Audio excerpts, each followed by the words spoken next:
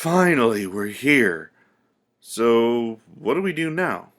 Well, seeing as how we have different objectives, why not split up and meet back here when we finish our objectives? Huh, good idea. I'll head over to the hospital to hand over the medicine and see if my teammates are there. See you soon, my.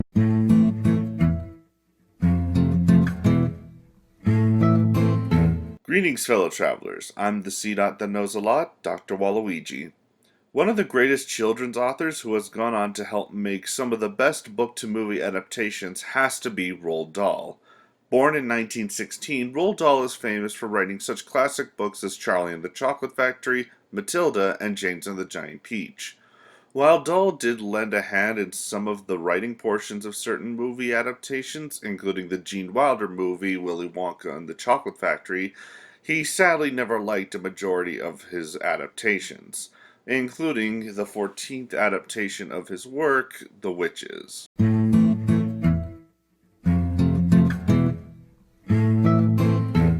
The Witches was the 14th book written by Dahl in 1983. The book was later adapted into a movie on April 2nd, 1990. The film was a critical success, but still ended up a flop at the box office, more than likely because of the dark tone of the movie. Over the years, the movie has gained a cult following and is known as one of the better Roald Dahl movies that was made. The plot of this movie follows a young boy named Luke who lives with his grandmother after his parents die.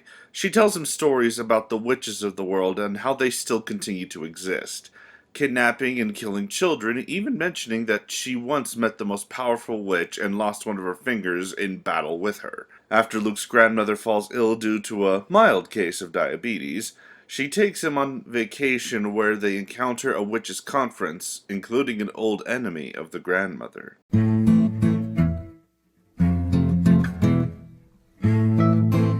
The movie has a superb cast with famous actors like Rowan Atkinson and Angelica Houston.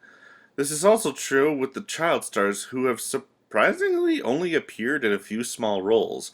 I enjoyed this cast and it made me glad to know that there are some decent child actors out there in the world, which is more than I can say from a ton of bad child actors in the last video.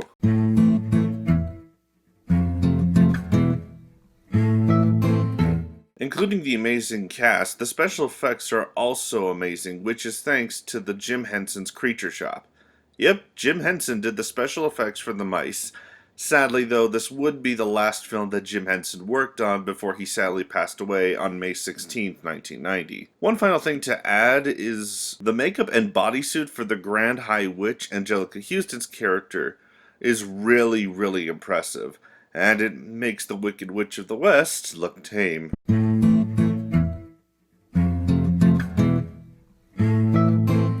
Honestly, it's really hard to find anything wrong with this movie. The pacing is fine, the special effects are incredible, and I love the dark tone of the movie. If I had to say one bad thing about this movie is that Luke is probably the blandest character in the movie. Unlike the other protagonists of Dahl's books, Luke has no distinguishing character. Sure, he is curious and a little troublemaker, but compare him to someone like Charlie or Matilda, who have these interesting character traits that set them apart. I'm not saying Luke is a bad character, he's just not an interesting character until he becomes a mouse.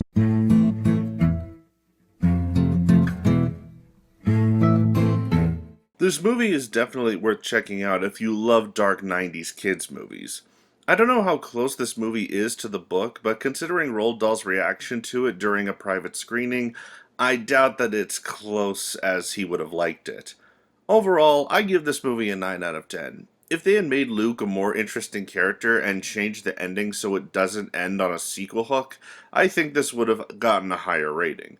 Thanks for watching, I'm Dr. Waluigi, and remember, don't judge a book by its cover, because you'll never know what you find inside.